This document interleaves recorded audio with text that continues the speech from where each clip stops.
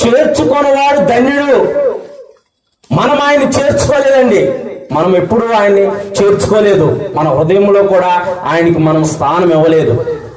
ఆయనే మనల్ని ప్రజల్లో నుంచి, లోకంలో నుంచి, పాపములో నుంచి, ఆ పాపపు ఊపిలో పడిపోతే ఆయనే మనకి చెయ్యందించి తన పరిశుద్ధ రక్తం ద్వారా మనల్ని నీతిమంతులుగా కడిగి ఆయన కుమార్తెలుగా, ఆయన కుమారులుగా చేసుకొని ఆయన యొక్క ఆవరణంలో, ఆయన సన్నిధిలో, ఆయన మందిరంలో నివసించినట్లు ఆయన చేసి దేవుడు అంటున్నాడు, మీరు ధన్యులు అని అంటున్నారు. దేవుని యొక్క పరిశుద్ధమైన నామానికి మహిమ కలుగును గాక. ఎంత గొప్ప భాగ్యం అండి. మనం ఒక ఎమ్మెల్యే గారిని కానీ, ఒక ఎంపీ గారిని కానీ, లేకపోతే ముఖ్యమంత్రిని కానీ, మంత్రిని కానీ, మనకి బంధువులైనా లేకపోతే వాళ్ళ చుట్టాలైనా సరే మనం ఏం చెప్పుకుంటాం, ఫలానా మంత్రి